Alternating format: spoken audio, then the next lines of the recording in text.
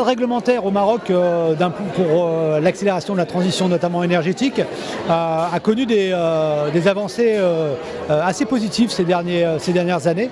En particulier, la loi venant amender la loi 1309, qui permet donc de commencer à mieux structurer un marché renouvelable de privé à privé, et en particulier créer les conditions pour son ouverture au segment de la moyenne tension et de la basse tension. Donc la loi est adoptée, on attend encore une finalisation des décrets. Mais en parallèle, un développement positif qui a été nécessaire, c'est la publication des tarifs de distribution, de transport, justement pour pouvoir conclure ces contrats de privé renouvelables à privé consommateur.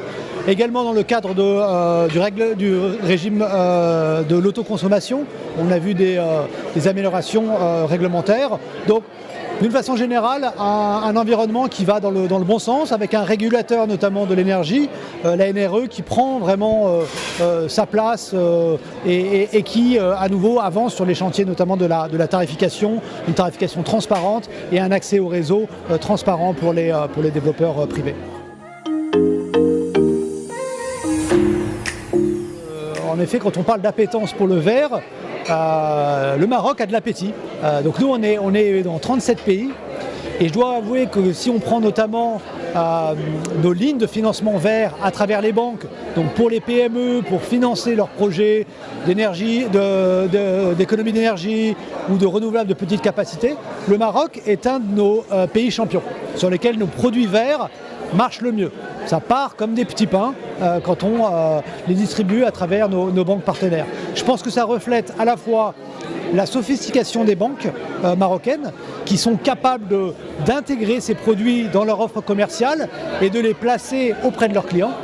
Ça reflète aussi une demande évidemment derrière des PME qui ont compris l'enjeu de la transition énergétique, pas seulement comme quelque chose pour le bien de la planète, mais comme vraiment un enjeu de compétitivité.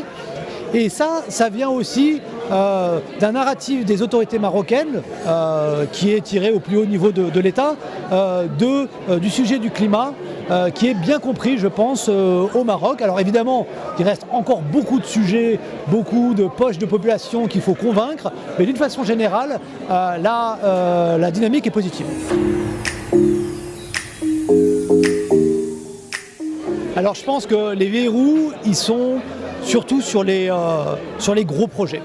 C'est-à-dire que qui dit gros projet dit complexité d'appel d'offres.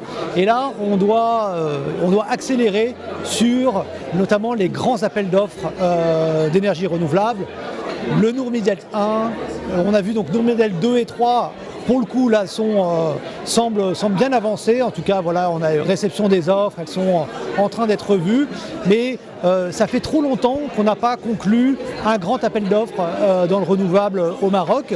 Là, je pense qu'on est en passe de voir en 2025, en 2026, pour le coup, une accélération du déploiement des capacités renouvelables à grande échelle. Pour suivre toute l'actualité d'EcoActu.ma, inscrivez-vous sur notre chaîne YouTube et rejoignez notre communauté sur Facebook et sur les autres réseaux sociaux.